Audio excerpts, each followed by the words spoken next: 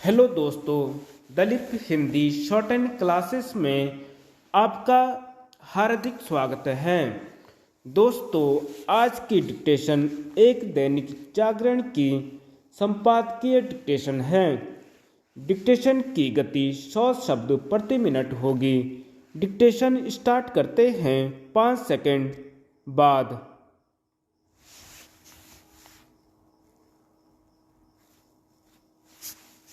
संवाद के बजाय विवाद। न्यायाधीशों की नियुक्ति को लेकर सुप्रीम कोर्ट और सरकार के बीच विवाद जिस तरह बढ़ता जा रहा है वह शुभ संकेत नहीं। दोनों ही पक्षों को यह समझना होगा कि इस मामले में विवाद की नहीं, संवाद की आवश्यकता है। यह निराशाजनक है कि इस आवश्यकता की पूर्ति के लिए कोई पहल होती नहीं दिख रहती है। ऐसी किसी पहल के स्थान पर दोनों ही पक्ष और विशेष रूप से सुप्रीम कोर्ट अपने रवैये पर कुछ अधिक ही अड़िग और आक्रामक है। इसका प्रमाण तब मिला जब उसने उस रपट के अंश सार्वजनिक कर दिए जो नियुक्ति किए जाने वाले न्यायाधीशों के संदर्भ में सरकार की ओर से उसे सौंपी गई थी। इस रपट में खुफिया एजेंसियों की ओर से दी गई जानकारी थी। इससे बड़ी विडंबना और कोई नहीं हो सकती कि खुफिया एजेंसियों के आकलन को सार्वजनिक करने का काम सुप्रीम कोर्ट करे।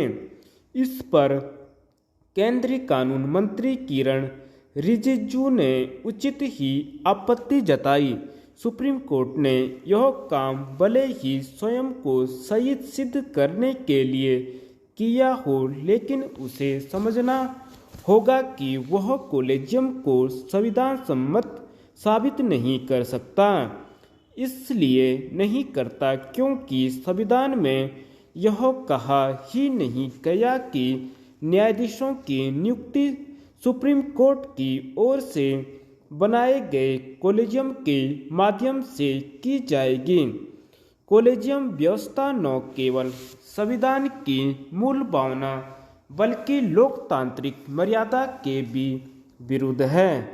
यह समझ आता कि न्यायाधीशों की नियुक्ति सरकार के हिसाब से न हो, लेकिन इसका यह अर्थ भी नहीं हो सकता कि वह पूरी तरह सुप्रीम कोर्ट की मनमर्जी से हो।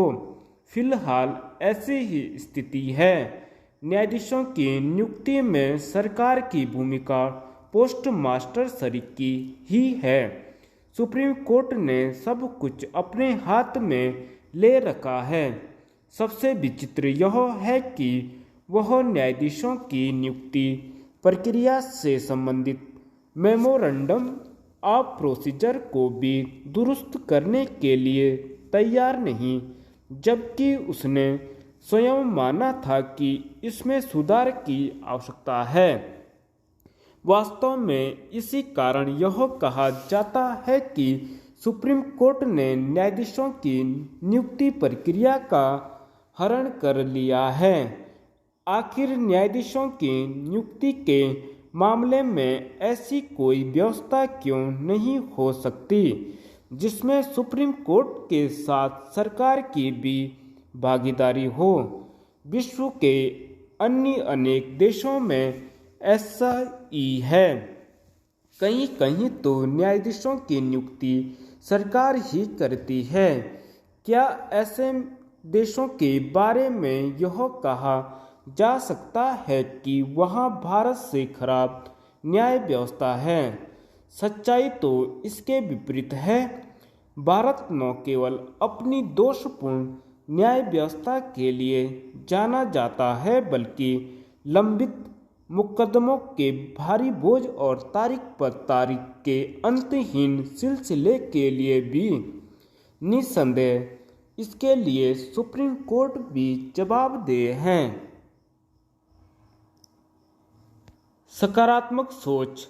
उत्तराखंड सरकार ने पर्वतीय क्षेत्रों में खाद्य प्रसंस्करण इकाइयों को बढ़ावा देने का इरादा जाहिर किया है। मुख्य सचिव एस संधू ने विभागीय अधिकारियों के साथ गहन मंथन करके न केवल सरकार की मंशा बताई बल्कि इसकी महत्ता को भी रेखांकित किया। खाद्य प्रसंस्करण इकाइयां किस तरह पर्वतीय क्षेत्र की आर्थिकी को बदलने में मददगार हो सकती है, इस बात को भी विस्तार से समझाने की कोशिश की गई। इस बात में संदेह नहीं कि पर्वतीय क्षेत्र में इस उद्योग के लिए जरूरी उत्पादों की कमी नहीं है। बाजार की अनुपलब्धता और आवागमन के समुचित साधन न होने के कारण ये उत्पाद खराब हो जाते हैं। ऊपर से रही सही कसर मौसम की मार पूरी कर देती है। विडंबना यह है कि राज्य गठन के बाद से ही इन उत्पादों के माध्यम से पहाड़ का आर्थिक परिदृश्य बदलने का सपना देखा जा रहा है, लेकिन अपेक्षित गंभीरता के साथ इस दिशा में काम होता नहीं दिखा। यही वजह है कि उत्पादकों की रुचि भी घट रही है। कुछ नवाचार जरूर उम्मीद जगा रहे हैं, लेकिन यह भी तभी आगे बढ़ पाएंगे जब सरकार व्यवहारिक दृष्टिकोण अपनाएगी। जैसा कि मुख्य सचिव का स्पष्ट तौर पर मानना है कि खाद्य प्रसंस्करण हमारी ताकत है, लेकिन व्यवस्थागत खामियों की वजह से ये उत्पाद अक्सर खराब हो जाते हैं। ये उत्पाद बर्बाद न हो और स्थानीय लोगों को इनका लाभ मिले, इस दिशा में खाद्य प्रसंस्करण इकाइयों की स्थापना के प्रयासों को गंभीरता के साथ आगे बढ़ाने की जरूरत है। सरकार की सोच में कोई खोट नजर नहीं आता है, पर यह बात नहीं भूलनी होगी कि जो भी योजनाएं बने उसमें व्यवहारिक दिक्कतों का समाधान अनिवार्य रूप से सम्मिलित हो। उम्मीद है कि सरकार किसानों व अन्य हितधारकों को विश्वास में लेकर ऐसी सम्यक नीति अपनाकर इस मुहिम को आगे बढ़ाएगी जिसमें तमाम शंकाओं की गुंजाइश नहीं रहे। धन्यवाद।